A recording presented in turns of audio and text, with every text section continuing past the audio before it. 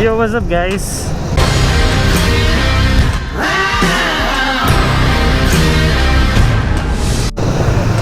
Ito na naman tayo sa ating panibagong video.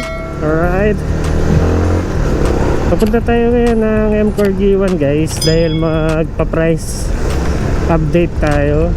Titignan natin yung price update as of February 2023. Tignan natin kung ano yung mga available na motor dito sa M-Core G1. Ibabahagi ko sa inyo kung magkano yung kanyang presyo, monthly payment, down payment, and terms. So nandito na tayo sa G1, M-Core G1. So i-check natin yung price and yung kanyang monthly payment. So ano nga yung mga available unit dito guys.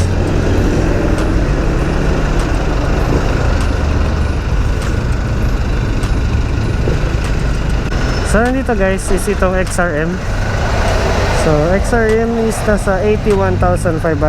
So pag nasa M-Core Bro, at kapag sa M-Core kayo magda-down is ito yung down payment 4,900. Pero kapag dito naman kayo sa City Savings, so magda-down is nasa screen yung details. Ayan, check nyo na lang. So dito naman guys sa Honda Beat is na yung price na is 80,400. Yan. So kapag sa M-Core kayo kukuha, ito yung inyong down payment 4,900. So kapag naman sa City Savings Bank through financing namin guys, so through financing, so ito yung price guys na nasa screen. Alright, so itong CRF guys is 161,000. Ayan. So kapag sa M-Core kayo kukuha, ito yung down payment na 15,000. So kapag sa City Savings naman, yan yung price na nasa screen guys.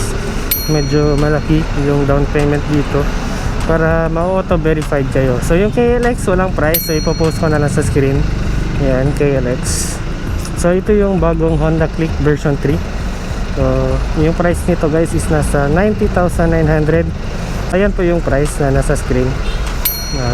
Tingnan nyo na lang yung details from M-Core and City Savings Bank.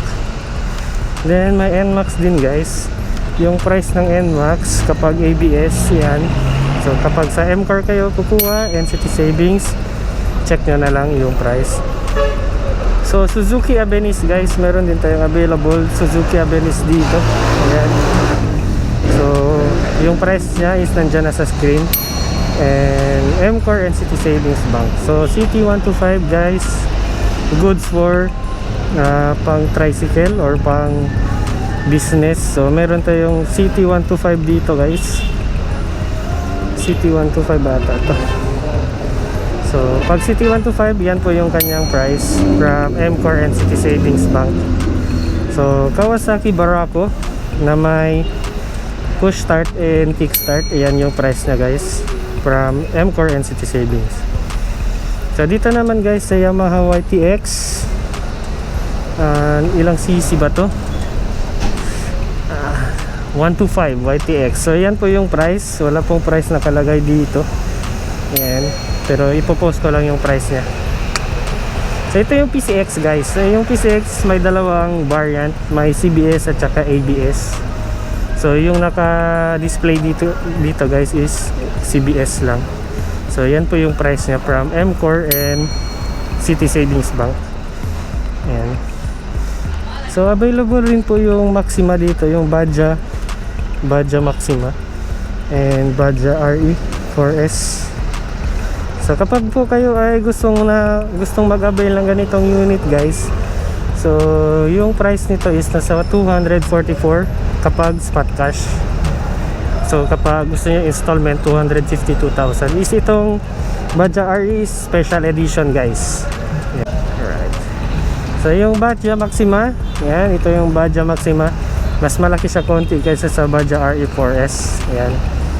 So itong Badja Maxima is na-open yung likuran. So itong Badja RE 4S ay hindi siya na-open. Yung Badja RE 4S, so as of now, may free 5.5 kilo na Panasonic washing machine kapag kayo mag-avail ng ganitong unit guys. medyo malaki lang talaga yung price ng City Savings pagdating sa Badja RE guys.